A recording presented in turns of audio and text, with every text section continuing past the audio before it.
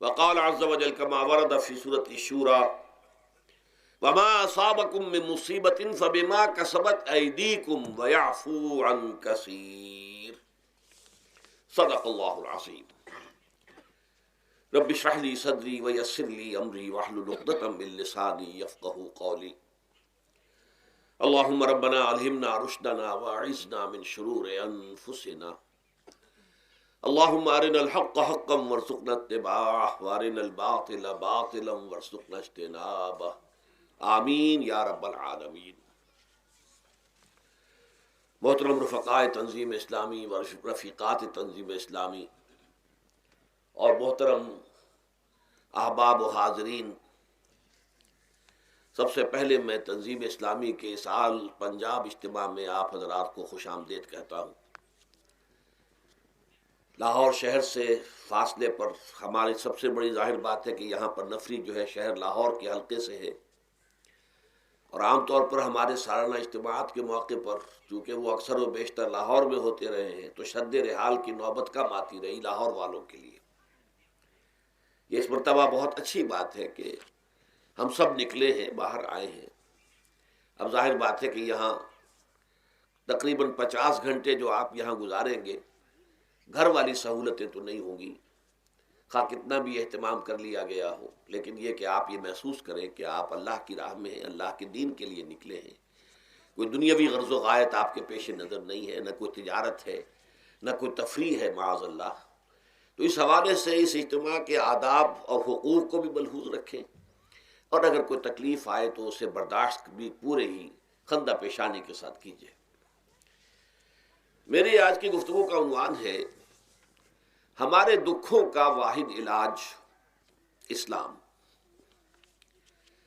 دیکھیے، انسانی زندگی میں دکھ اور سکھ ان کا چولی دامن کا ساتھ ہے. دکھ بھی ہے، سکھ بھی ہے، سردی کے ساتھ گرمی بھی ہے، نرمی کے ساتھ سختی بھی ہے. ان مع العسر یسرا ان مع العسر یسرا، یسر کے ساتھ عسر ہے، عسر کے ساتھ یسر ہے. لیکن انسان نفسیاتی طور پر متاثر جو ہوتا ہے زیادہ، وہ تکلیف سے ہوتا ہے، دکھ سے ہوتا ہے. خوشی آتی ہے تو وہ ایسے گزر جاتی ہے، اس کا وقت کا بھی پتہ نہیں چلتا، گزرتے ہوئے بڑی تیزی کے ساتھ وقت گزر جاتا ہے. لیکن غم کا معاملہ ہو جائے تو ایک ایک لحظہ جو ہے وہ بڑا کٹھن ہو جاتا ہے، بڑی مشکل سے گزرتا ہے. تو انسان کے احساسات پر زیادہ جو اثر آتا ہے وہ دکھ کا آتا ہے. بعض فلسفے دنیا میں ایسے ہیں کہ جنہوں نے اس دکھ، خاص طور پر جو حساس انسان اس کو محسوس کرتا ہے، اس کے اعتبار سے یہ کہا ہے کہ دنیاوی زندگی نرا دکھ ہی دکھ ہے. آپ کو معلوم ہے کہ تعداد انسانوں کی بہت بڑی تعداد ہے جو بدھ مت کی پیروکار ہے، اور بدھ مت کا کلمہ طیبہ یہ ہے، یعنی یہ ان کا اصل الاصول ہے. جیسے ہمارے دین کا اصل الاصول ہے لا الہ الا اللہ محمد رسول اللہ، کلمہ طیبہ. ان کا جو کلمہ طیبہ ہے وہ یہ سروم دکھم، سب دکھ ہی دکھ ہے، سب مصیبت ہی مصیبت ہے. انسانی زندگی جو ہے وہ تو صرف دکھوں سے اور تکلیفوں سے عبارت ہے. اسی کو غالب نے بھی کہا ہے، آپ نے یہ شعر بھی غالب کا میں نے بہت سے دروس میں سنا ہوگا کہ قید حیات و بند غم اصل میں دونوں ایک ہیں.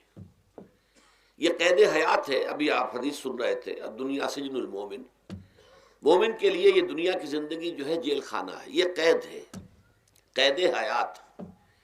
جیسے جیل میں آدمی اپنی مرضی سے نہیں جاتا، بھیجا جاتا ہے، اپنی مرضی سے نہیں نکلتا بلکہ نکالا جاتا ہے. اسی طرح لائی حیات آئے قضا لے چلی چلے، اپنی خوشی سے آئے نہ اپنی خوشی چلے. تو دنیا کی زندگی جو ہے وہ واقعتاً ایک اعتبار سے قید خانہ ہے. قید حیات و بند غم اصل میں دونوں ایک ہیں. جب تک یہ زندگی رہے گی غم بھی لگا رہے گا، تکلیفیں لگی رہیں گی، مصائب آتے رہیں گے، انسان کو دکھوں کا سامنا رہے گا، واسطہ رہے گا. موت سے پہلے آدمی غم سے نجات پائے کیوں؟ ظاہر بات ہے جب تک زندگی ہے تو غم ہے، تو موت سے پہلے نجات نہیں مل سکتی.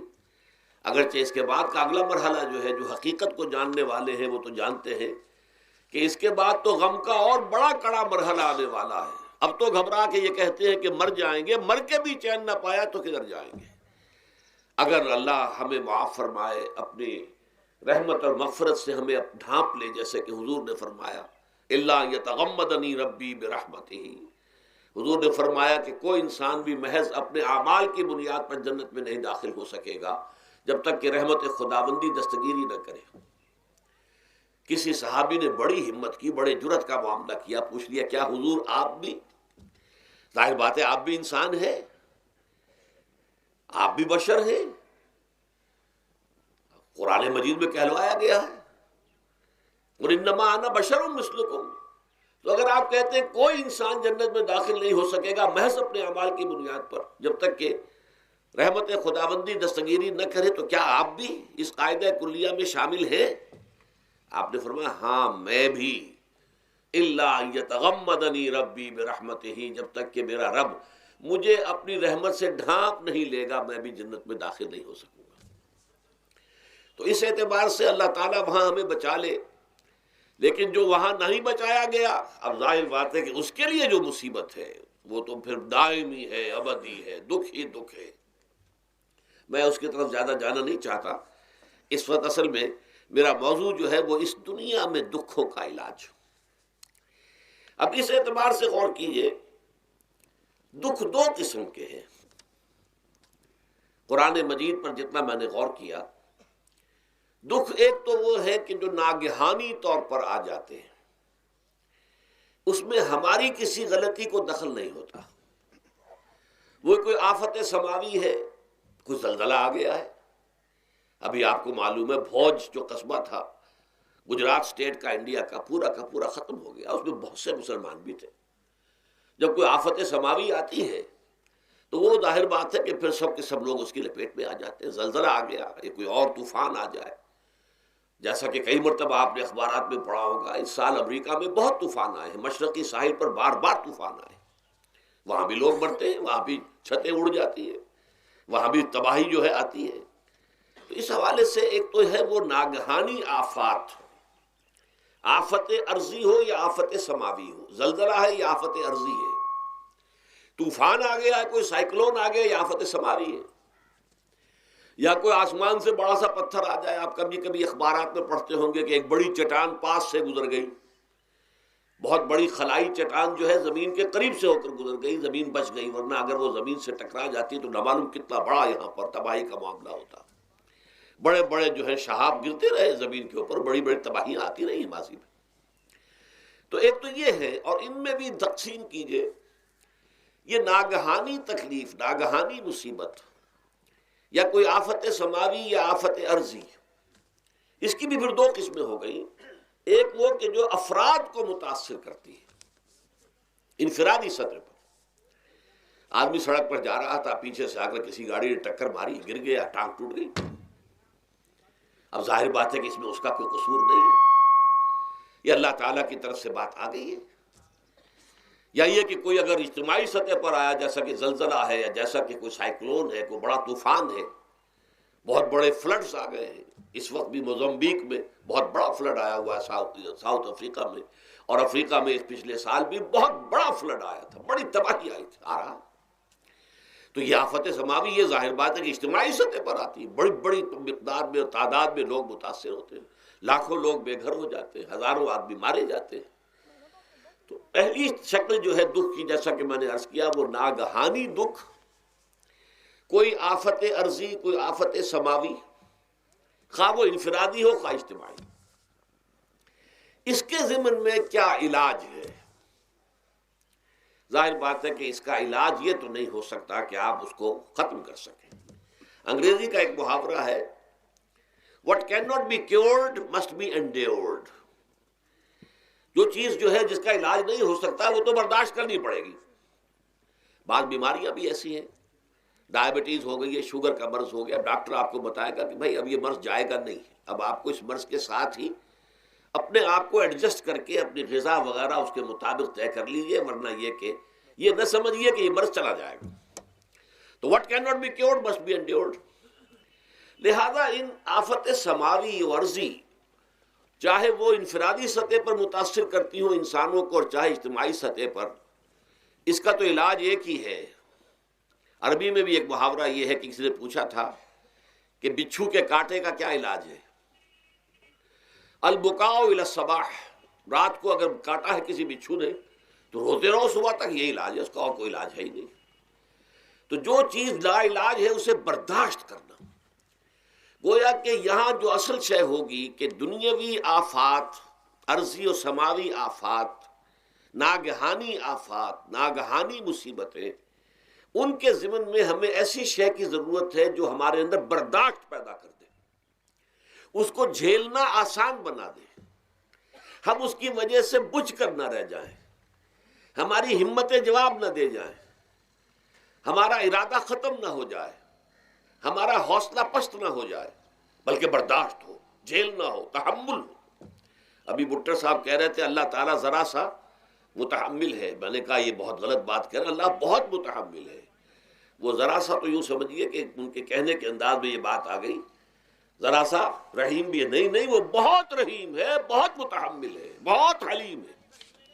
لیکن یہ کہ ہمیں یہ جو آفات سماویہ اور عرضیہ ہیں جو ہمارے اوپر آ جاتی ہیں اللہ کی طرف سے، ان کے ضمن میں ذہنی ایک ایٹیچیوڈ پیدا ہو جائے، سوچ کا ایک خاص رخ بن جائے، انسان کے احساسات ایک خاص طرز پر ڈھل جائیں، تو پھر ان کو برداشت کرنا آسان ہو جاتا ہے۔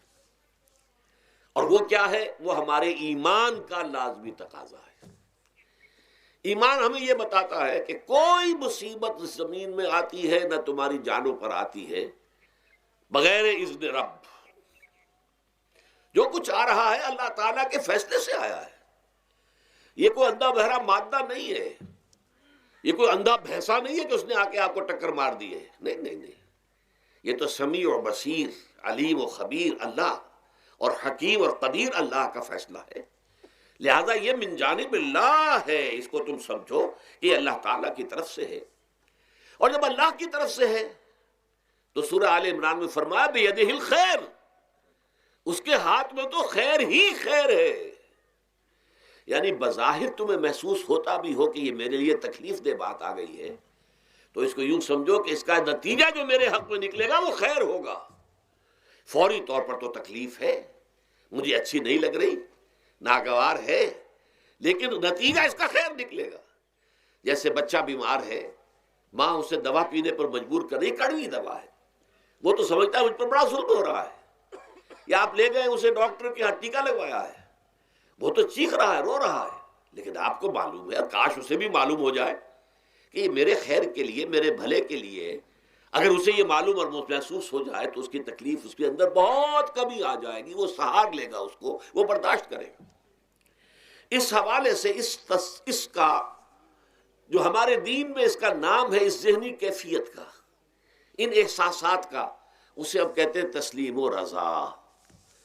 جو کچھ آ رہا ہے اللہ کی طرف سے آ رہا ہے، لہذا سر تسلیم خم ہے، اے اللہ ہم قبول کرتے ہیں، رضا، ہر حال میں تیری رضا پر راضی ہیں، جو تیرا فیصلہ ہے ہمیں بصر و چشم قبول ہے، تسلیم و رضا۔ ہم بھی تسلیم کی خو ڈالیں گے، بے نیازی تیری عادت ہی صحیح۔ اللہ تو بے نیاز ہے، لیکن اے اللہ تو ہمارے لیے جو بھی تکلیف کا تو نے فیصلہ کیا، ہم تسلیم کی خو ڈالیں گے، عادت پیدا کر لیں گے اپنے اندر کہ ہر چساقی ماریخ عین الطاف است، کہ میرا ساقی میرے پیالے میں جو کچھ ڈال دے اس کا لطف و کرم ہے۔ یہ مقام رضا ہے، یہ ایمان کا ایک ایسا تقاضا ہے کہ جس کو ہم کہیں گے ایمان کی حلاوت، ایمان کی مٹھاس۔ اگر آپ کا منہ کڑوا ہو جائے تو آپ چینی کھاتے ہیں تاکہ منہ کا ذائقہ ٹھیک ہو جائے۔ اگر تکالیف کی وجہ سے، دکھ کی وجہ سے آپ کے احساسات کے اندر کوئی خرابی پیدا ہو رہی ہے، یہ جو مقام رضا ہے یہ اس کے لیے قند ہے، یہ اس کے لیے چینی ہے، یہ اس کے لیے شہد ہے، یہ اس کی تلخی کو ظاہر کر دینے والی شے ہے کہ اللہ تیری رضا پر راضی، راضی برضائے رب۔ اب اس کے ضمن میں سمجھئے، یہ تو اصولی بات میں نے آپ کو بتا دی، اس کی تین کیفیات ہو سکتی ہیں کیوں اللہ کی طرف سے یہ چیزیں آتی ہیں۔ سب سے پہلی شے ہے، اب وہ جو آیات میں نے سنائی تھی وہ سن لیجئے پہلے ترجمہ۔ سورہ تغابن میں فرمایا ما صاب من مصیبت الا باذن اللہ، دیکھو کوئی مصیبت تم پر نہیں آ سکتی، نہیں آتی مگر اللہ کے اذن سے۔ ومن یؤمن باللہ، اور جو شخص اللہ پر ایمان رکھتا ہو یہد قلبہ، اللہ اس کے دل کو ہدایت دے دیتا ہے، اس کے دل کو سکون عطا کر دیتا ہے، وہ راضی برضائے رب ہو جاتا ہے، اس میں شکوہ نہیں رہتا، اس میں شکایت نہیں ہوتی، اس میں تلخی نہیں ہوتی، کیوں ہو گیا، کیسے ہو گیا، کیوں ہو گیا، نہیں ہونا چاہیے، نہیں نہیں نہیں۔ یہ سارا جو پیچ آدمی کھاتا رہتا ہے نا اندر ہی اندر، وہ جو پیچ کھا رہا ہے، یہ سب پیچ سے نجات مل گئی۔ برو کشید سے پیچا کہ ہست بود مرا، چے اقدہا کے مقام رضا کشود مرا۔ یہ پیچ کھانا جو ہے، پیچا کے ہست بود، اس سے اللہ تعالیٰ نے مجھے نجات دے دی ہے مقام رضا کے ذریعے سے۔ کتنے بڑے بڑے عقدے میرے حل ہو گئے اس مقام رضا سے، چے اقدہا کہ مقام رضا کشود میرا، میرے تو بہت سے عقدے اس سے حل ہو گئے۔ اس حوالے سے ایک موٹی بات تو یہ ہو گئی، لیکن اب اس کو 3 حصوں میں تقسیم کیجئے۔ پہلی بات یہ کہ یہ اللہ کی طرف سے آزمائش کے طور پر آتے ہیں۔ آزمائش، میرا بندہ اس پر صبر کرتا ہے یا نہیں، یا میرے خلاف بکواس کرنے پر آمادہ ہو جاتا ہے۔ اللہ تو ایسا ہے، اللہ نے تو ہم پر کبھی کرم کیا ہی نہیں ہے، اللہ تو ظالم، معاذ اللہ معاذ اللہ معاذ اللہ۔ کہیں ایسا تو نہیں، میرا بندہ جو ہے تکلیف کو جھیلتا ہے میری وجہ سے، یہ سمجھ کے کہ اللہ کی طرف سے آئی۔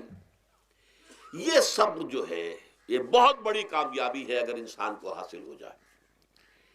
اور اس صبر کے نتیجے میں 2 اور باتیں پیدا ہوتی ہیں۔ یہ مضامین علیحدہ علیحدہ دروس کے اندر آتے رہے ہیں، لیکن آج ایک نئے عنوان کے تحت جمع ہو کر آ رہے ہیں۔ پہلی بات یہ ہوتی ہے کہ یہ امتحان کا نتیجہ کیا نکلتا ہے کہ آپ نے ایک امتحان پاس کیا تو آپ کے اگلے درجے میں ترقی ہو جاتی ہے۔ 5ویں کا امتحان پاس کر لیا نا تو 6ٹھی میں جائیں گے، اب 6ٹھی کا امتحان پاس کریں گے تو 7ویں میں جائیں گے، 7ویں کا پاس کریں گے تو 8ویں میں۔ درجہ بدرجہ انسان کی دینی، ایمانی اور روحانی ترقی کا ذریعہ یہ آزمائش بنتی ہے۔ جتنا اس میں صبر ہوگا، جتنا اس میں تسلیم و رضا جو ہے آپ حاصل کرتے جائیں گے تو آپ کے درجے بلند ہوتے چلے جائیں گے۔ آپ کا امتحان کڑے سے کڑا آئے گا، بڑے سے بڑا آئے گا، مشکل سے مشکل تر آئے گا۔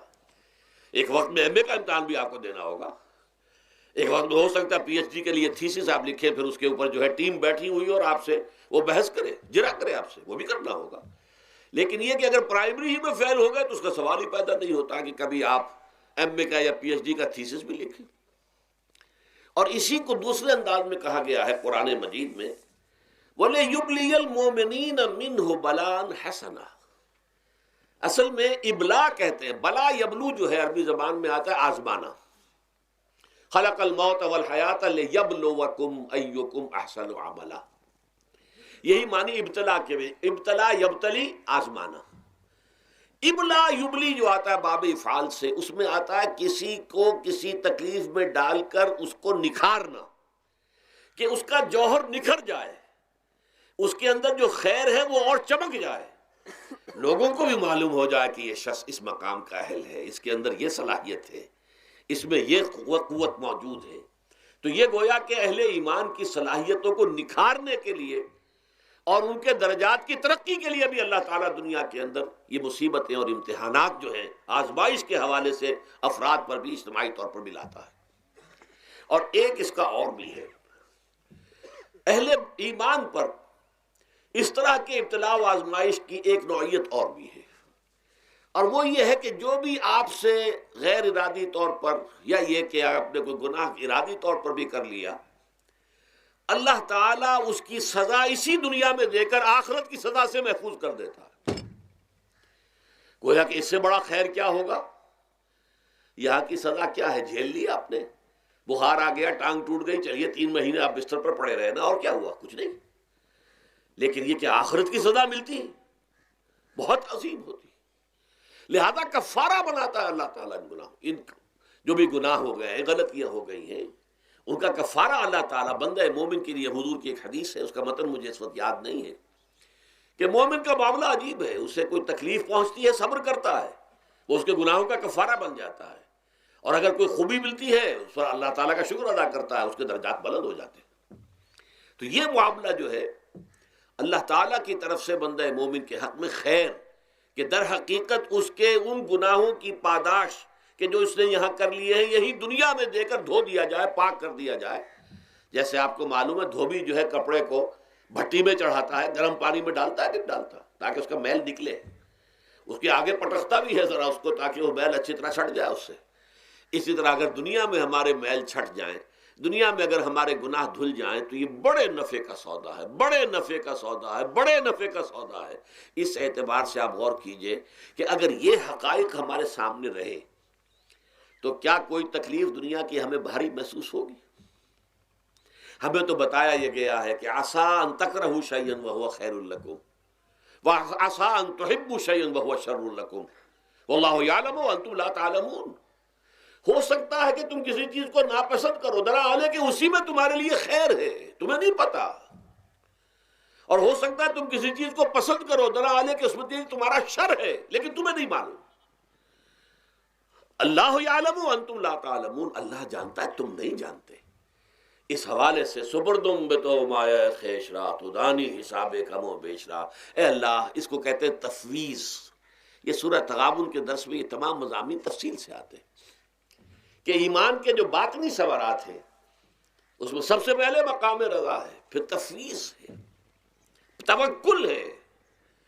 آپ محنت کر رہے ہیں، محنت کر رہے ہیں، محنت کر رہے ہیں، نتیجہ نہیں نکلا۔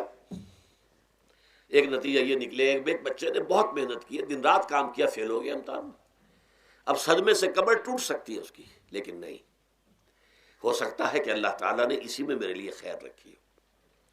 اس لیے کہ ہماری محنت سے کچھ نہیں ہوگا، ہمارے مادی وسائل سے کچھ نہیں ہوگا، ہوگا اللہ کے اذن سے، اللہ کی مرضی سے، اللہ کی مشیت سے۔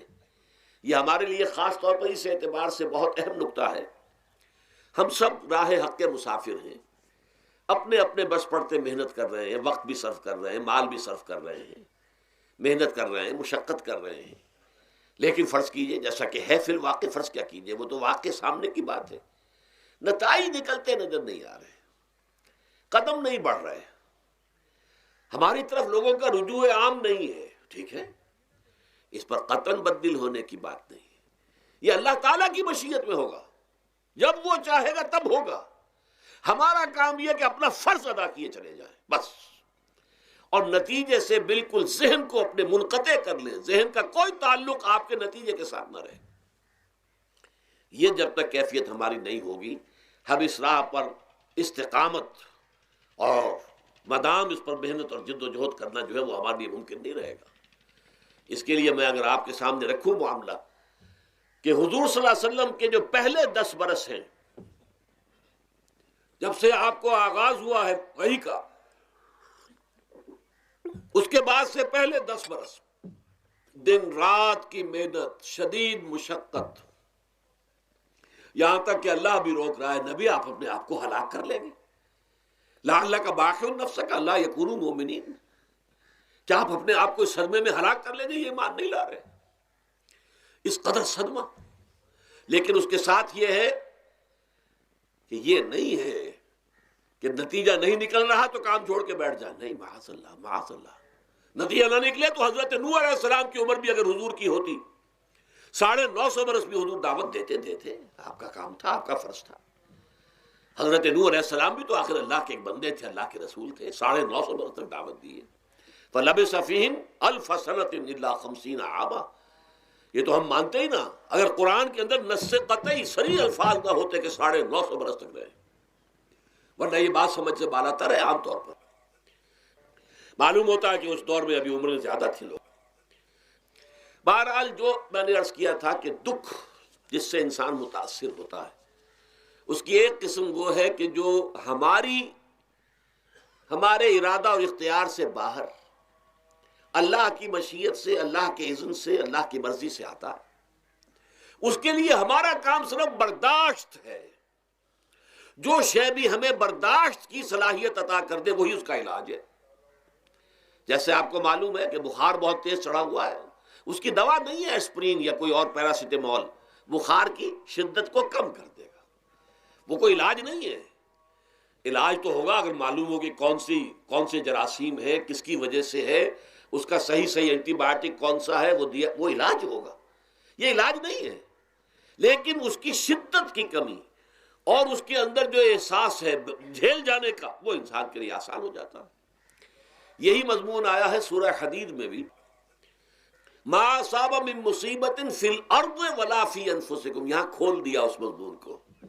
میں نے عرض کیا تھا نا کہ یہ آفت سماوی بڑے پیمانے پر بھی ہو سکتی ہے، زمین میں یعنی زلزلہ آ گیا، فلڈ آ گیا، طوفان آ گیا، ولا فی انفسکم، خاص تمہاری جان میں، تمہیں بخار ہو گیا، تمہیں ٹی وی لگ گئی، تمہیں کوئی اور بیماری آ گئی، تمہیں کینسر ہو گیا، معاذ اللہ ثم معاذ اللہ، ہوتا ہے، آخر ہوتا ہے، دنیا میں انسانی زندگی کے ساتھ یہ ساری چیزیں لگی ہوئی ہیں۔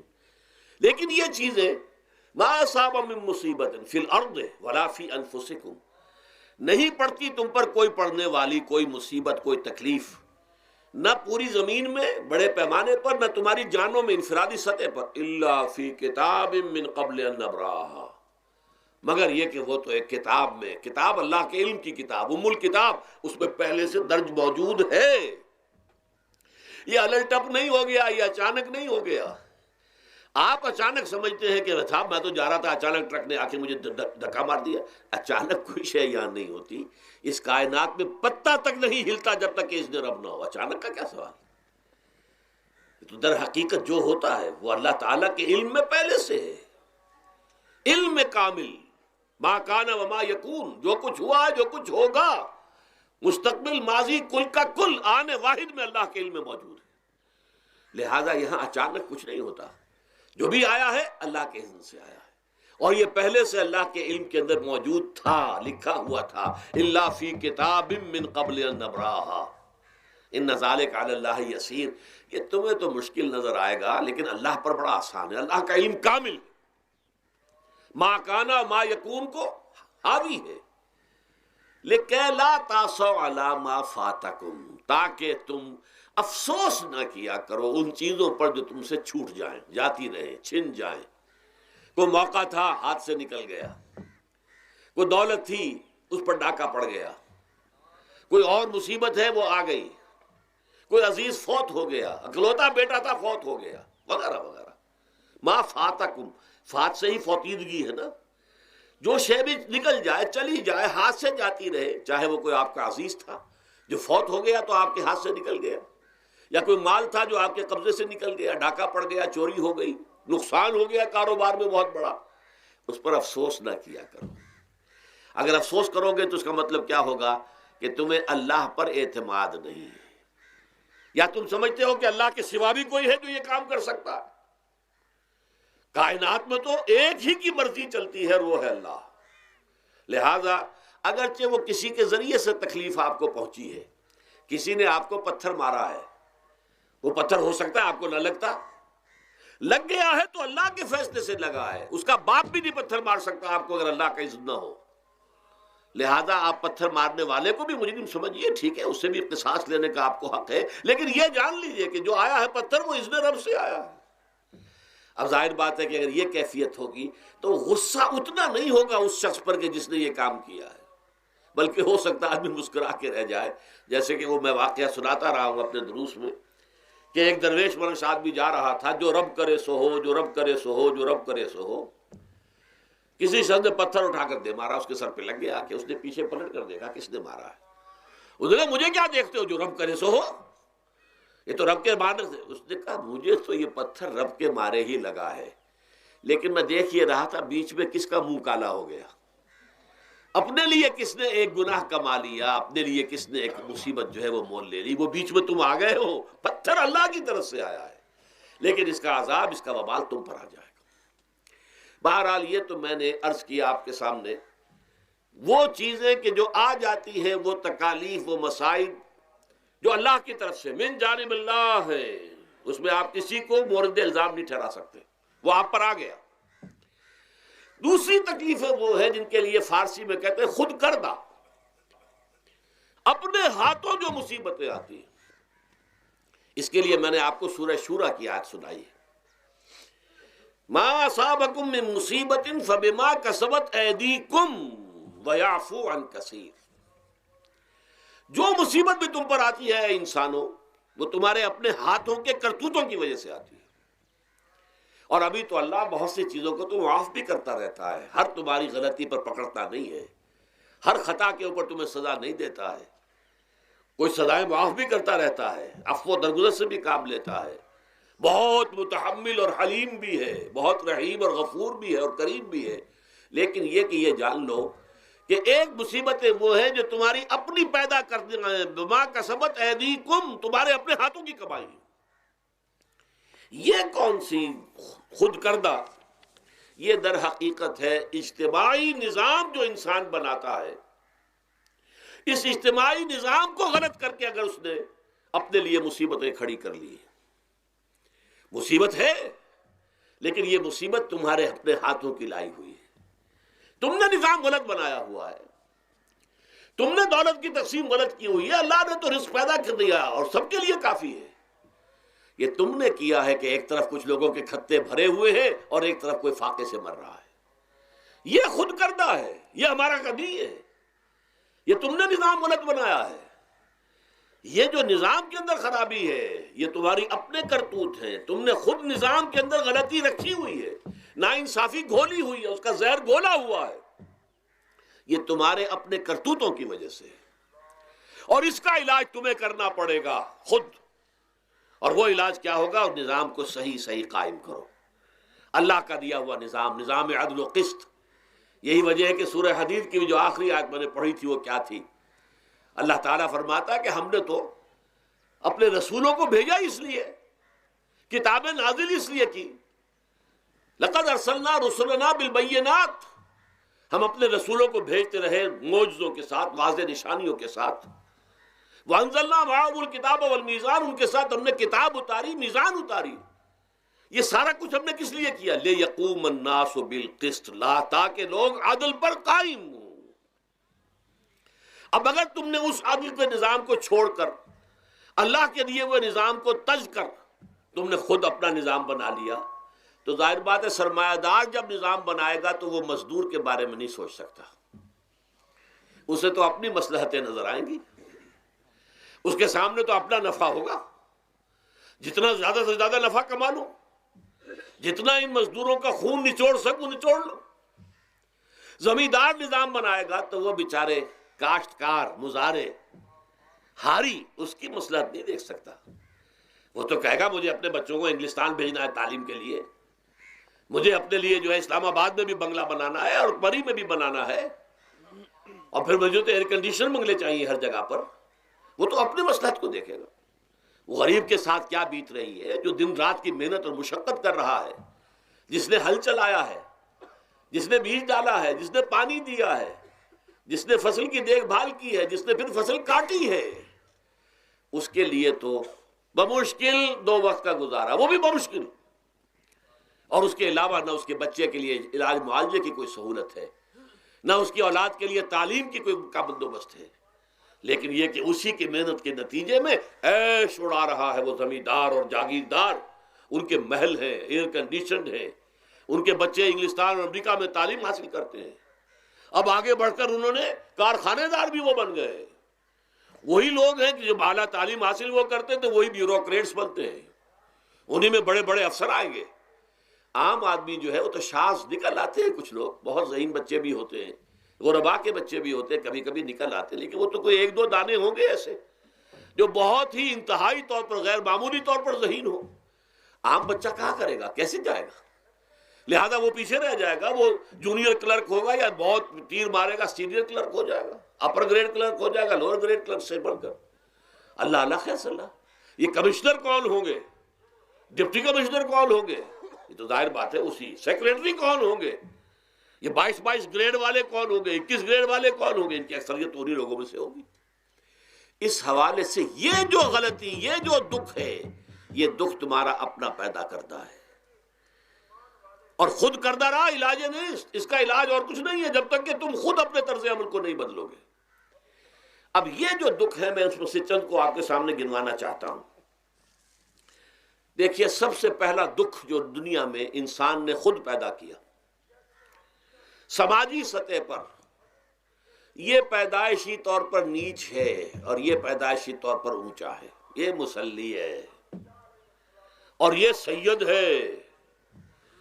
ہمارے ہاں تو پھر بھی اللہ کا فضل ہے کہ اتنا زیادہ فرق و تفاوت نہیں، ہندوؤں میں یہ شودر ہے اور یہ برہمن ہے، علم حاصل کرنا برہمن کا حق ہے، شودر کا حق ہی نہیں ہے۔ اور شودر کے کان میں اگر اشلوک بھی پڑ جائے کہیں بغیر ارادے کے، کہیں جا رہا تھا اور کہیں گیتا کے اشلوک ہو رہے تھے، اس نے سن لیے، تو اس کی سزا کیا ہے؟ سیسا جو ہے اس کو پگھلا کر اور وہ اس کے کان میں ڈال دیا جائے تاکہ سماعت ہی ختم ہو جائے۔ دنیا میں یہ کس نے کیا بھائی؟ یہ خود انسان نے کیا۔ یہ ظلم انسان اپنے اوپر ڈھا رہا ہے، یہ اونچ نیچ اس نے خود بنائی ہے۔ ہمارے ہاں بھی ہے، اتنی نہیں ہے۔ مصلی کا کیا مقام ہے آپ کے معاشرے میں؟ سید کچھ بھی ہو، بدمعاش ہو، زانی ہو، سید ہے، اسے تو جھک کر اس کے گوڑے کو ہاتھ لگائیں گے۔ لیکن یہ کہ دوسرا شخص جو ہے مصلی، کتنا ہی نیک ہو، بھلا ہو، پارسا ہو، وہ برابر جو ہے چارپائی پر بھی بیٹھنے کا حقدار نہیں۔ یہ ساری اونچ نیچ ہم نے پیدا، اللہ نے نہیں کیا تھا۔ اللہ نے تو تمام انسانوں کو مساوی پیدا کیا۔ اللہ کے رسول یہ فرما کر گئے، لا فضل لعربی علی عجمی ولا لعجمی علی عربی ولا لأحمر علی اسود ولا لأسود علی احمر الا بالتقوی کلکم بنو آدم وآدم من تراب۔ دیکھو، کسی عرب کو کسی اجمی پر فضیلت نہیں ہے، کسی اجمی کو کسی عرب پر کوئی فضیلت نہیں ہے، کسی گورے کو کسی کالے پر فضیلت نہیں ہے، کسی کالے کو کسی گورے پر فضیلت نہیں ہے، الا بالتقوی۔ یہ اگر فضیلت ہے تقوی، کون خدا ترس زیادہ ہے، کس کے اخلاق زیادہ بلند ہیں، کون نیک اور پارسا زیادہ ہے، کون لوگوں کی خدمت زیادہ کرتا ہے، اس کے اعتبار سے درجہ بلند ہوگا۔ پیدائشی طور پر تمام انسان بالکل مساوی ہے۔ پھر ہمارے معاشرے میں جو ظلم ہوتا ہے، دو طبقات ہیں جو حضرات سورہ نساء پڑھتے ہیں، اس میں سب سے پہلے دو طبقات جو کہ گرے ہوئے تھے اس معاشرے میں اور آج بھی گرے ہوئے ہیں، ایک یتیم اور ایک عورت۔ ان دونوں کے لیے ابتدا ہی سے سورہ نساء کے اندر جو ہے احکام آئے تو ان کے بارے میں آئے۔ یتیموں کو ان کا مال ہڑپ کر جانا، ان کو دھکے دینا۔ ارأیت الذی یکذب بالدین فذلک الذی یدعو الیتیم ولا یحض علی طعام المسکین۔ تم نے کبھی غور کیا اس شخص پر جو کہ جزا و سزا کا منکر ہے؟ وہی ہے کہ جو یتیم کو دھکے دیتا ہے۔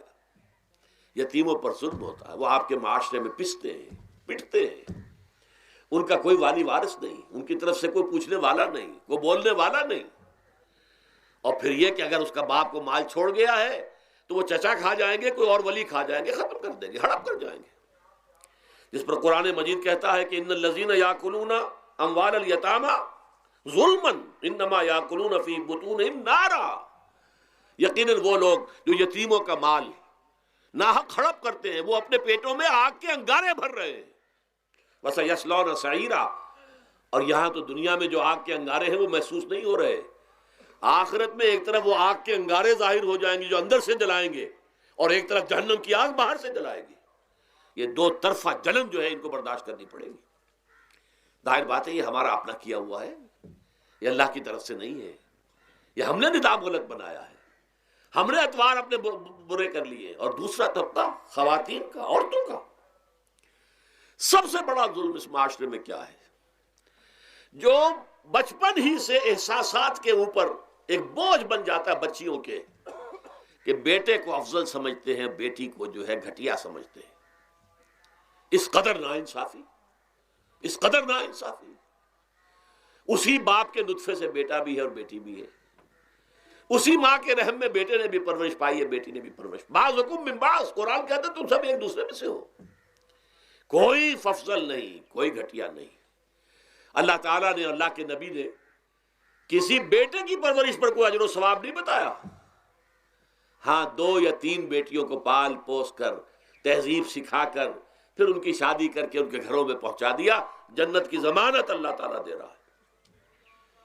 اور سب سے بڑی بات یہ کہ سب سے زیادہ محبوب انسان حبیب اللہ محمد ہے صلی اللہ علیہ وسلم، اور محمد کو اللہ نے بیٹے نہیں دیے بھی تو لے لیے، بیٹیاں دی، 4 بیٹیاں دی۔ اور کتنی محبت کرتے تھے محمد صلی اللہ علیہ وسلم کی بیٹیوں سے، خاص طور پر حضرت فاطمہ سے، وہ تو آپ سیرت میں پڑھیے کتنی محبت، کس قدر محبت۔ سب سے چھوٹی تھی شاید اس لیے۔ بہرحال پہلی بات تو یہ کہ بچپن ہی سے وہ دعویٰ پڑھنا شروع ہو جاتا ہے بچیوں کے ذہنوں پر کہ ہم کو گھٹیاں ہیں، ہمارے بھائی بڑیاں ہیں، ہمارے والدین جو ہیں ان سے زیادہ محبت کرتے ہیں، ہم سے نہیں کرتے۔ پھر شادی میں اکثر و بیشتر لڑکیوں کی مرضی کا کوئی خیال نہیں کیا جاتا. یہ ظلم ہے جو ہم کر رہے ہیں. لڑکی کی مرضی کے بغیر، اس کے اذن کے بغیر، اس کی اجازت کے بغیر کوئی شادی نہیں ہو سکتی. زبردستی وہ بھیڑ بکریاں نہیں ہے کہ جس کے ہاتھ چاہا آپ نے بیچ دیا. معاذ اللہ ثم معاذ اللہ ثم معاذ اللہ. یہ ضرور ہے کنواری بیٹی ہے تو اس سے صرف آپ نے پوچھا اور وہ خاموش رہی، بس یہ بھی کافی ہے. البتہ یہ کہ اگر کوئی سیبہ ہے جس سے پہلے نکاح ہو گیا تھا، بیوہ ہو گئی، یا پہلے شادی تھی ایک خلا لے لی، طلاق لے لی یا طلاق ہو گئی، اس کو تو کہنا پڑے گا کہ ہاں مجھے کوئی اعتراض نہیں ہے اگر میری فلاں شخص سے شادی کر دی جائے، اس کے بغیر نکاح ہو نہیں سکتا. پھر ان سب کے اوپر سب سے بڑا ظلم، یہ تو اللہ تعالیٰ آپ کو توفیق دے تو دوسرا رکوع سورہ نساء کا پڑھیں. کتنی تاکید کے ساتھ احکام آئے ہیں وراثت کے. وراثت مما قل منہ او کثر، چاہے زیادہ مال کسی نے چھوڑا ہو چاہے تھوڑا سا چھوڑا ہو، لیکن وراثت کے احکام جو ہیں ان کو نافذ کرنا ہوگا. نصیبا مفروضا، یہ اللہ کی طرف سے حصے ہیں جو مقرر کر دیے گئے ہیں. لیکن ہمارے معاشرے میں کون ہے جو بیٹیوں کو دینے کو تیار ہو اور بہنوں کو دینے کو تیار ہو؟ مجھے تو حیرت ہوئی تھی. مالا کنڈ میں آپ کو معلوم ہوگا ایک دفعہ بڑی تحریک چلی تھی شریعت کے نفاذ کی. مولوی صوفی محمد صاحب بڑے نیک آدمی ہیں بہت، اس میں کوئی شک نہیں. 80,000 کا مجمع لے کر جلوس لے کر وہ چل پڑے تھے اسلام آباد کی طرف. جیسے ابھی اکرم آوان صاحب نے دھمکی دی تھی کہ 3 لاکھ میرے پاس ہیں، لیکن وہ 3 لاکھ میں سے وہ تو ان کے ہاں جمع جو ہوئے مشکل 5 سے 6 ہزار آدمی جمع ہوا تھا کل. لیکن یہ تو 80,000 کو مالا کنڈ سے لے کر اور دریائے اٹک تک تو پہنچ گیا تھا. اللہ کا بندہ 80,000 کا قافلہ وہاں روکا گیا. لیکن ان سے بھی جب میں نے جا کر بات کی کہ مولانا شریعت آپ نافذ کروانا چاہتے ہیں، لیکن کیا آپ بچیوں کو بھی وراثت کا حق دینے کو تیار ہیں؟ کیا نہیں یہ تو رواج کا معاملہ ہے. میں نے کہا لا حول ولا قوت الا باللہ. اگر یہ رواج کا معاملہ ہے تو باقی چیزیں بھی رواج کی ہیں. پھر شریعت بدل چکی ہے، اب شریعت کا رواج نہیں رہا، ساری شریعت چھوڑ دیجیے آپ. لیکن ان کی نیکی کی بات ہے یہ کہ پہلے توجہ کبھی ان کی ادب نہیں ہوئی، لیکن میری یہ بات جو ہے ان کو لگ گئی ان کے دل کو. اگلی مرتبہ جب ان سے ملنے گیا تو انہوں نے کہا کہ اب میں نے بیعت لینی شروع کی ہے لوگوں سے کہ وہ اپنی بیٹیوں کو بھی حق دیں گے، وراثت کے اندر تقسیم کر کے دیں گے حصہ. لیکن یہ کہ اس وقت تک انہوں نے کہا تھا ابھی کل 28 آدمیوں نے بیعت کی ہے. وہ 80,000 سے بیعت یہ لینی آسان کام نہیں ہے. 80,000 کو جوش دلا کر شریعت کے نام پر لا کر ٹکرا دینا یہ آسان کام ہے، لیکن 80,000 سے یہ بیعت لینا کہ پورے شریعت پر عمل کریں گے یہ بہت مشکل ہے. یہی تو وجہ ہے ہمارا قافلہ اگر سست گام ہے تو کیوں ہے. ہم یہ کہتے ہیں کہ پہلے میدان میں آنے سے پہلے اپنی ذات پر اپنے گھر میں دین نافذ کرو، پھر باہر نکلو. اپنی معاش اور اپنی معاشرت پر اسلامی شریعت نافذ کرو، پھر باہر آ کر اسلام کا نعرہ لگانے کا تمہیں حق پہنچتا ہے، ورنہ نہیں. اگر تمہاری اپنی ذات پر دین نافذ نہیں، چہرے پر 12 بجے ہوئے ہو، اللہ تعالیٰ کے نبی کی سنت کا کہیں آثار دور دور تک نظر نہ آ رہے ہو، روزانہ پھاوڑا چلا رہا ہو آدمی نبی کی سنت کے اوپر شیو کر رہا ہو، اور پھر وہ کہے میں اسلام چاہتا ہوں. بھائی اللہ کے بندے پہلے ذرا یہ کمی پوری کر لے. اور اگر تیرے کاروبار میں کوئی حرام شے ہے، تیری معاش میں کوئی حرام شے ہے، کوئی سودی معاملہ کیا ہو، ختم کر اس کو. اللہ کے بندے بینک کی سروس کر رہا ہے، چھوڑ اس کو. اگر یہ کام کر لو، بے پردگی اختیار کی ہوئی ہے. اللہ نے تو پردہ سکھایا ہے، اللہ کے نبی نے پردہ سکھایا ہے، شریعت اسلامی نے پردہ رکھا ہے. مردوں اور عورتوں کا اختلاط پسند نہیں ہے.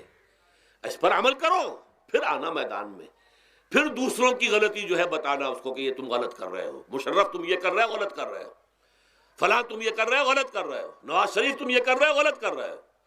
لیکن یہ ہے کہ اس سے پہلے اپنے اوپر. اس لیے میں نے آپ کو بتا دیا وہ واقعہ کہ انہوں نے بتایا، بعد میں اور بھی آ گئے ہوں گے انشاءاللہ مجھے امید ہے.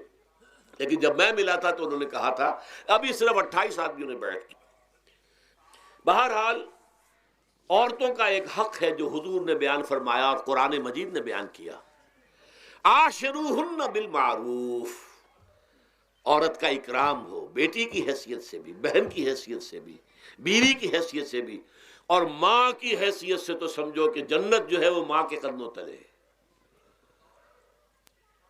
الجنت تحت اقدام الامہات، فرمان ہے محمد رسول اللہ صلی اللہ علیہ وسلم کا۔ لہذا اکرام، عورت کا اکرام، عورت کی عزت، بیٹی کی حیثیت سے بھی، بہن کی حیثیت سے بھی، بیوی کی حیثیت سے بھی، اور ماں کی حیثیت سے بھی۔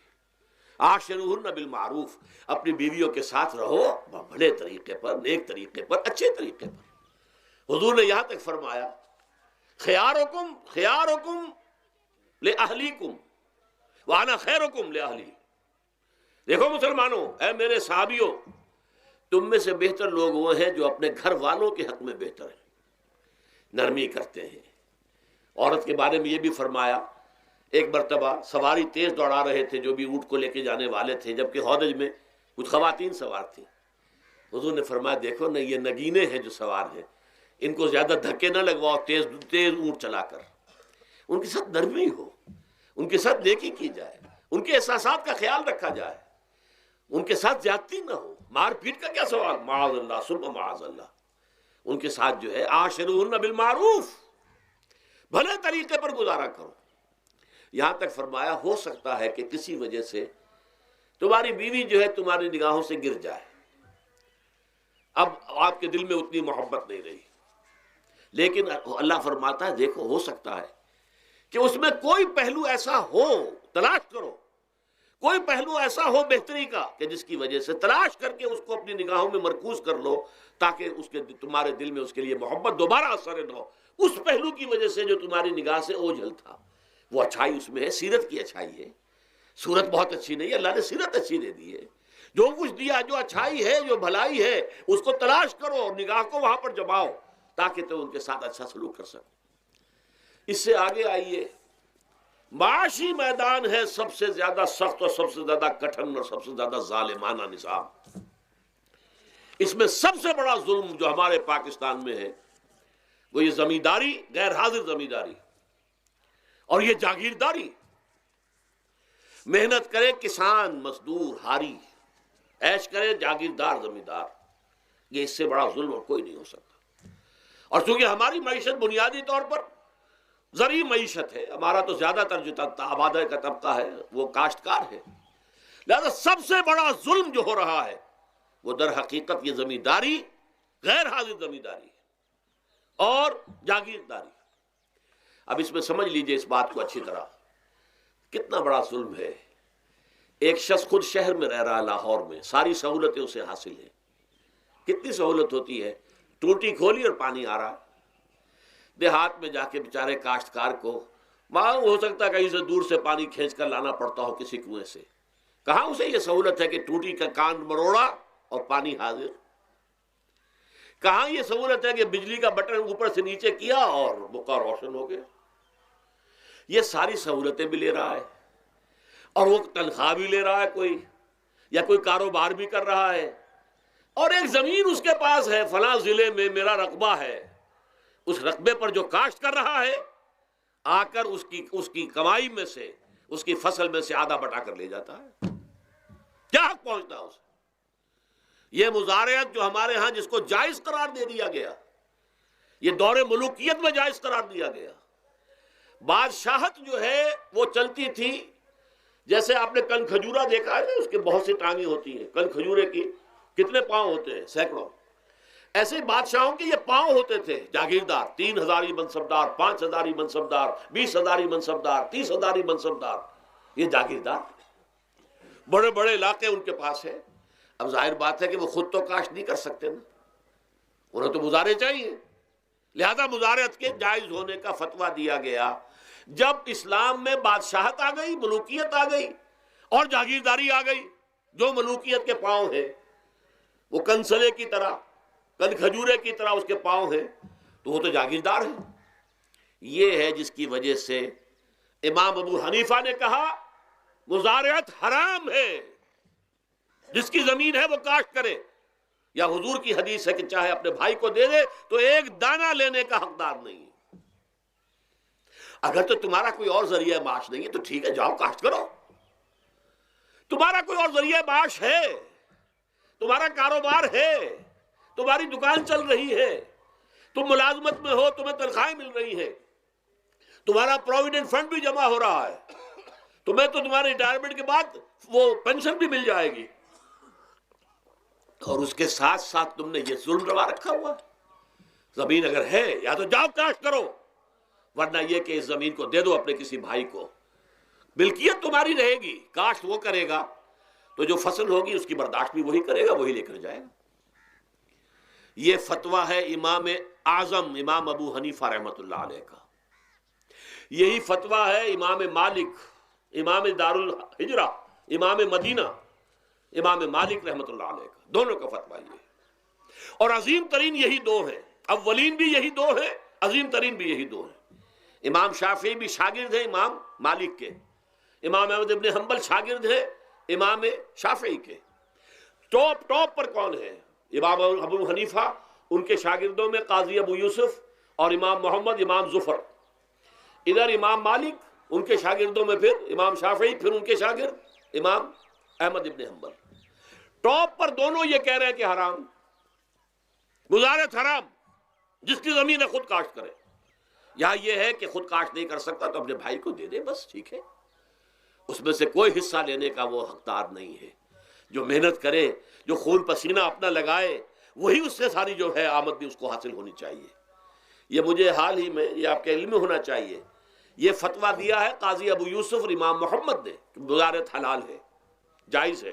شرطیں لگائی انہوں نے کہ بیج بھی زمیندار دے، کوئی جانور وغیرہ ہے تو وہ بھی زمیندار کا ہو، اگر کوئی ٹریکٹر ہے تو اس کی بھی پیمنٹ جو ہے زمیندار کرے، یہ ہے شرطیں۔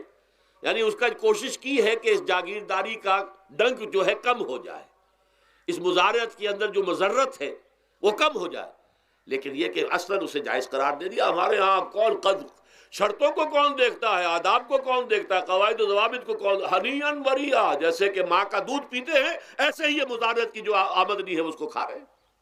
حرام ہے، حرام ہے، حرام ہے۔ حال ہی میں ابھی ملاقات ہوئی میری مولانا زاہد الراشدی صاحب، آپ کے بہت قریب گجرانوالے میں، جو اس کی سب سے بڑی مسجد ہے، اس کے خطیب ہیں۔ انہوں نے بتایا ملا علی قاری نے بھی یہ لکھا، جو بہت بعد کے حنفی جو ہے وہ فقیہ ہیں، کہ دلائل تو وہی ہیں جو امام ابو حنیفہ نے دیے ہیں، دلائل تو ان کے ساتھ ہیں، لیکن مصلحت ہے جو جس کے تحت یہ فتویٰ دیا گیا۔ یہاں تک کہ مولانا شبیر احمد عثمانی کے ساتھ دست راست سمجھ لیجئے، ظفر احمد عثمانی رحمۃ اللہ علیہما، انہوں نے بھی یہ لکھا ہے کہ دلائل تو امام صاحبی کی رائے کے حق میں جاتے ہیں، لیکن یہ کہ ہمارے ہاں تقلید کا ایسا ایک قلادہ گردنوں میں ڈال لیا گیا ہے، کیونکہ ہمارے بزرگوں نے فتویٰ دے دیا، قاضی ابو یوسف نے امام اور قاضی اور امام محمد نے، لہذا فتویٰ تو اسی پر چلے گا۔ میں نے ان سے بات کی اور ان کا ڈٹ کر میں نے کہا میدان میں آئیے، نہ کام کیجیے، جب تک یہ مزارعت ختم نہیں ہوتی ہے، جب تک جاگیرداری اور زمینداری ختم نہیں ہوتی ہے، اس ملک میں کوئی سیاست صحیح آ ہی نہیں سکتی۔ یہ سیاست تو وڈیروں کا، جاگیرداروں کا، بڑے بڑے زمینداروں کا کھیل ہے۔ یہ آپ نے پتہ نہیں نام سنا ہے کہ نہیں، میوزیکل چیئرز گیم، یہ ہوتا ہے ان کا کھیلنے والوں کا، بہت زیادہ دولت والے جو ہیں، یہ ان کا کھیل ہے۔ ان کو کام تو کوئی کرنا نہیں ہوتا، جاگیردار ہے، اسے کوئی کام کرنا ہے۔ وہ بیٹھ کر ایک کلب بنا رکھی ہے، یہ پارلیمنٹ کیا ہے، کلب ہے، وہاں بیٹھ کے وہ اپنا وقت گزاری کرتے ہیں۔ یہ پوائنٹ آف آرڈر آ گیا ہے، اور یہ جو ہے ہماری حقوق جو ہے، پریولیج موشن آ گئی ہے، وہ کرتے نہیں گفتگو بیٹھ کر۔ تو یہ جان لیجئے کہ یہ ظلم کس نے کیا ہے؟ یہ خود کردہ ہے، یہ ہم نے اس نظام کو برداشت کیا ہوا ہے۔ جب تک ہم نہیں اٹھیں گے یہ نظام ختم نہیں ہوگا۔ خود کردہ کا علاج خود ہی کرنا ہوگا۔ یہ غلط نظام جو چلا آ رہا ہے، جب تک کہ اس کو ہم بدلیں گے نہیں، اس کو ختم نہیں کریں گے، اس وقت تک یہ ظلم کیسے ختم ہوگا؟ اس سے آگے آئیے، ایک ہے کارخانے دار۔ کارخانے دار کو اور مزدور کو آپ نے چھوڑ دیا کہ باہم طے کریں۔ کارخانے دار کہتا میں تو صاحب آپ کو 15 روپے دوں گا، کام کرنا ہے تو کریں، نہیں کرتے تو نہ کریں۔ آپ نے زیادہ سے زیادہ یہ کیا کہ نہیں، یہ ویج بہت کم ہے، آپ نے ایک یونین بنا لی، کچھ ہڑتال کر دی۔ اچھا ہڑتال کر دی، 10 دن کی ہڑتال کے بعد غریب مزدور کا تو بچہ ہو سکتا ہے بھوکا مرنے لگے، کارخانے دار کی صحت پہ کوئی اثر پڑے گا؟ اس میں لاکھوں ہیں، کروڑوں ہیں، اس کی صحت پر کوئی اثر نہیں پڑتا. لہذا یہ ظلم ہے. اس ظلم کا علاج کیا ہے؟ اگر یہ ضمانت ریاست کی طرف سے ہو، حکومت کی طرف سے، کہ اگر تمہیں تمہاری مناسب مزدوری نہیں ملتی مت کرو کام، لیکن تمہارے بچے کو بھوکا ہم نہیں مرنے دیں گے، تمہیں سبسسٹنس الاؤنس دیں گے، ان امپلائمنٹ الاؤنس دیں گے، ہم زکوٰۃ کا نظام قائم کریں گے جس کے تحت کہ انڈر رائٹ کر دیں گے، طے کر دیں گے، لکھ دیں گے کہ ہر شہری کی بنیادی ضروریات کی کفالت ریاست کے ذمے ہے. اب اگر ایسا ہے تو ایک آدمی پاؤں جما کر بات کرے گا نا کارخانے دار کے ساتھ. ایک امپلائی جو ہے امپلائر سے بات کرے گا پاؤں جما کر، جناب آپ مجھے تنخواہ کم دے رہے ہیں میں کام نہیں کروں گا. لیکن اب کیا ہے، جناب آپ مجھے تنخواہ کم دے رہے ہیں میں کام نہیں کروں گا. مالک کہتے جاؤ دفعہ ہو جاؤ. پھر وہ کیا کہتا ہے، اچھا جی میں اسی تنخواہ پہ کام کروں گا. اس کا تو کوئی فائدہ، اسی کی جائے کہاں. وہ مارکیٹ میں تو سرمایہ داروں کا گٹھ جوڑ ہے، انہوں نے کارٹلز بنا رکھے ہیں. وہ تو ظاہر بات ہے کہ وہ ویج نہیں بڑھائیں گے، الا یہ کہ مزدور کی پوزیشن ایسی ہو کہ وہ بھی ڈٹ کر کھڑا ہو جائے. اور وہ ڈٹ کر کھڑا کب ہوگا؟ جب اس کو ضمانت ملی ہوئی ہو ریاست کی طرف سے، حکومت کی طرف سے، کہ اگر تمہارے پاس جاب نہیں ہوگا، کام نہیں ہوگا، تمہارے پاس کوئی مزدوری نہیں ہوگی، تو تمہیں اتنا وظیفہ تو ہر مہینے ملتا رہے گا جس سے تم اور تمہارے اہل و عیال جو ہے وہ کم سے کم زندہ رہ سکو. پھر کھڑے ہو کر بات کر سکتا ہے مزدور. پھر صحیح جو ہے ان کے درمیان معاہدہ ہوگا تو وہ منصفانہ ہوگا، عادلانہ ہوگا. جب تک یہ نہیں ہے، اور یہ نظام کیسے ہوگا جب تک کہ زکوٰۃ کا نظام قائم نہ کیا جائے. اب زکوٰۃ کا بھی ایک نظام تو وہ تھا جو بدنام کرنے کے لیے زکوٰۃ کو ضیاء الحق صاحب نے نافذ کیا. وہ تو بدنامی ہے، وہ تو سود کا کمیشن ہے کہ سود میں آپ کو اگر 6% ملتا تھا تو 2.5% انہوں نے کاٹ لیا، 3.5% آپ کو دے دیے. تو سود میں سے حصہ لے لیا ہے نا. سود کو حرام کرے اور زکوٰۃ پورے مال پر، سارے تجارتی اموال پر مال زکوٰۃ لے. آپ کی دکان میں جناب 10 لاکھ کا مال پڑا ہوا ہے، 2.5% کے حساب سے دے دیجئے، کتنا من اکاؤنٹ آپ کر لیجئے گا. کوئی ایک ہے اسٹاکسٹ، آپ کے گودام میں اتنا سٹاک پڑا ہوا ہے، اتنی مالیت کا 2.5% دیجئے. تمہاری اتنی بھیڑیں بکریاں ہیں، اتنی بھیڑیں اتنی بکریاں نکال دو. جب تک کہ تمام اموال میں سے زکوٰۃ نہ لیجیے. یہ کیا کہ بینک کے اندر جو جمع ہے اس پر سے زکوٰۃ کاٹ لی. انا للہ و انا الیہ راجعون. نام اس کا زکوٰۃ رکھا ہے اور خیرات کا ایک نظام بنا دیا. کچھ خیرات اور کچھ سیاسی جو ہے اپنا ہتھ کنڈا، کہ وہ کے ناظمین زکوٰۃ جو بن رہے ہیں اور زکوٰۃ کونسلیں بن رہی ہیں، وہ سب کون ہیں؟ جو ہمارے سیاسی طور پر ہمارے ساتھی ہیں، ہمارے ورکرز ہیں. اور پھر جتنے غبن ہوئے ہیں اور جتنا اس کے اندر مس اپروپریشن، سب کو معلوم ہے ہمارے معاشرے میں. آخر اگر حکومت کے جتنے محاصل ہیں وہ غبن ہوتے ہیں تو زکوٰۃ کا کیوں نہیں غبن ہوگا؟ زکوٰۃ کو آسمان سے اتری ہے، بلکہ زکوٰۃ میں سے غبن کرنا تو آسان ہے، اس لیے کہ سود میں سے کاٹا ہوا ہے. اس میں تو انسان جو ہے وہ برا بھی محسوس نہیں کرے گا کہ یہ تو سود ہے، لعنت ہے، اگر اس کو میں نے کچھ ہضم کر لیا تو کیا ہو گیا. جب تک کہ یہ دو نظام نہیں آئیں گے، اور تیسرے یہ کہ سود کے ذریعے سے، جب تک کہ یہ ظلم، سود کا نتیجہ کیا نکلتا ہے؟ اصل میں ہمارے عام آدمی سمجھتے ہیں سود کہ اچھا ہے جی، کیا ہے، ایک آدمی نے پیسے جمع کرائے ہیں، اب اسے ہر مہینے اتنا پیسہ مل رہا ہے. عام آدمی بھی ہمارے ہاں یہ جو پٹھانوں والا سود ہے، یہ جو سود خور گاؤں میں بیٹھے ہوئے ہیں جو بہت بڑی شرح کے اوپر سود دیتے ہیں اور خون چوس جاتے ہیں لوگوں کا، اور ان کے کسی طریقے سے قرضے ختم، ان کو تو سبھی برا کہتے ہیں. کوئی ایک آدمی بھی آپ کو نہیں ملے گا کہ جن کے لیے کلمہ خیر کہے، ان کے لیے کسی نرمی کا یا ان کے لیے کسی بھی آسانی کا کوئی مطالبہ کرے.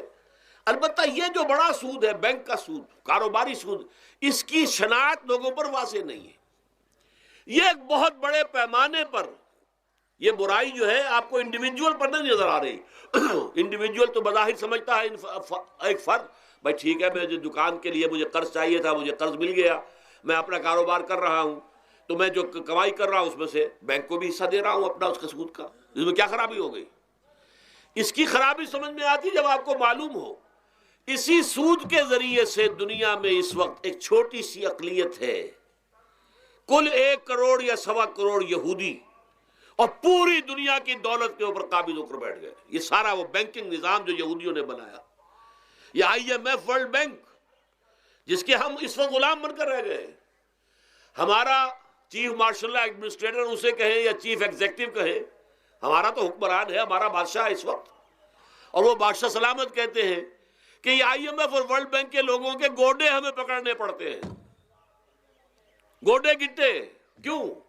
ہم غلام ہیں ان کے، اور ہم جکڑے ہوئے اس سود کے اندر.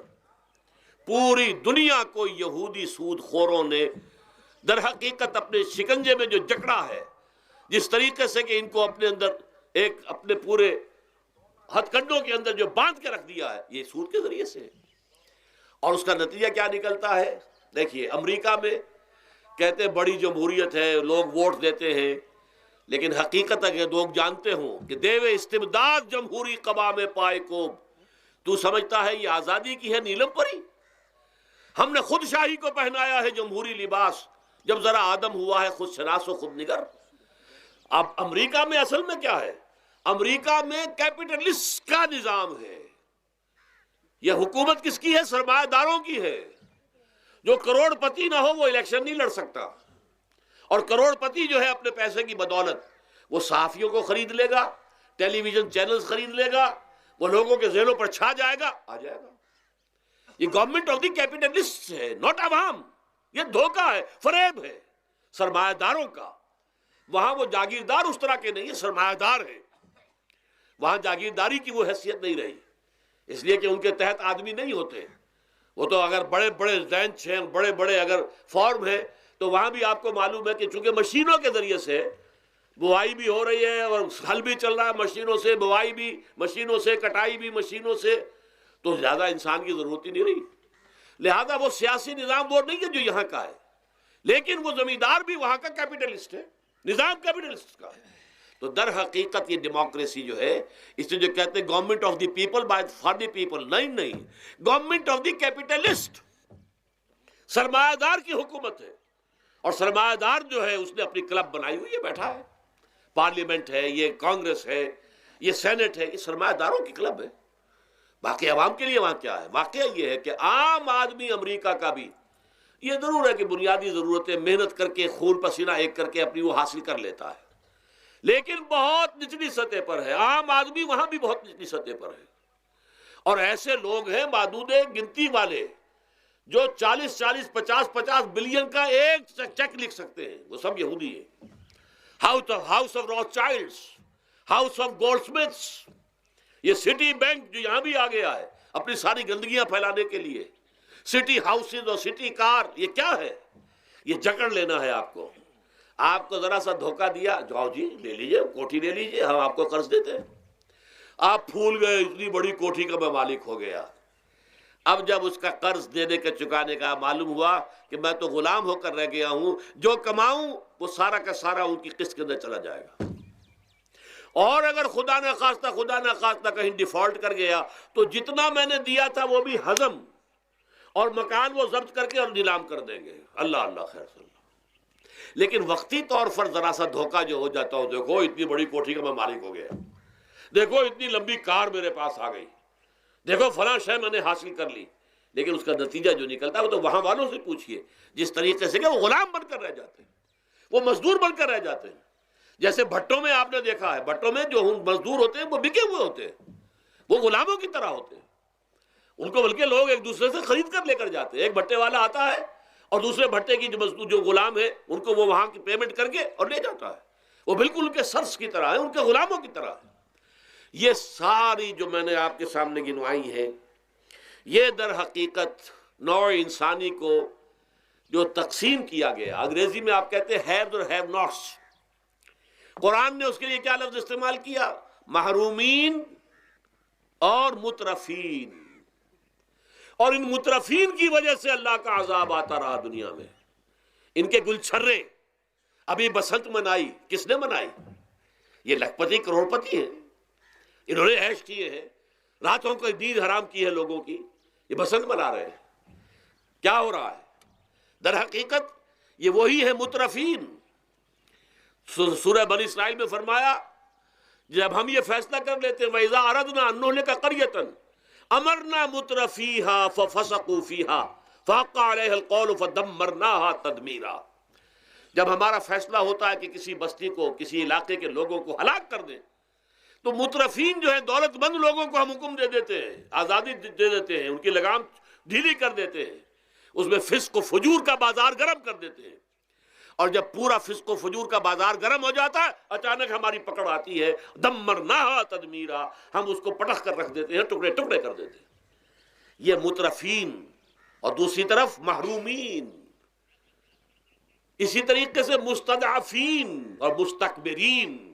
ایک طرف مستکبرین ہے، ہاٹی پیپل، جو کہ پارلیمنٹ میں جاتے ہیں، جو جاتے ہیں سینٹ کے اندر بیٹھتے ہیں، جن کا ایک طبقہ ہے، وہ ایک علیحدہ ہی ہے، ان کی سوسائٹی علیحدہ ہے، ان کے تہوار علیحدہ ہے۔ نیو ایئرز نائٹ پر جو کچھ یہ کرتے ہیں بدماشیاں، اس کا ذرا سا آپ کو اندازہ بہرحال دیہات کے رہنے والوں کو نہیں ہے۔ لاہور اور کراچی کے لوگوں سے پوچھئے کیا ہوتا ہے، اسلام آباد کے لوگوں سے پوچھئے، پشاور اور کوئٹہ کے لوگوں سے پوچھئے، یہ سب در حقیقت مستضعفین ایک طرف، مستکبرین دوسری طرف، محرومین ایک طرف اور مترفین ایک طرف، یہ سوسائٹی کو تقسیم کر کے، اور پھر تقسیم کرو اور راج کرو، ڈیوائڈ اینڈ رول۔ یہ آپس میں ٹکرائیں گے، آپس میں لڑیں گے، تم ان سب کے اوپر حکومت کرو۔ اب ظاہر بات ہے کہ اس کا علاج میں نے عرض کیا تھا نا کہ پہلے قسم کے دکھ تو وہ ہیں جو من جانب اللہ آتے ہیں، اس کا تو سوائے برداشت کے کوئی مادہ نہیں، کوئی اس کا اور ہمارے پاس چارہ نہیں، لیکن برداشت کا حوصلہ بڑھانے کے لیے وہ ساری باتیں ایمان کے ذریعے سے ہمیں ملتی ہیں۔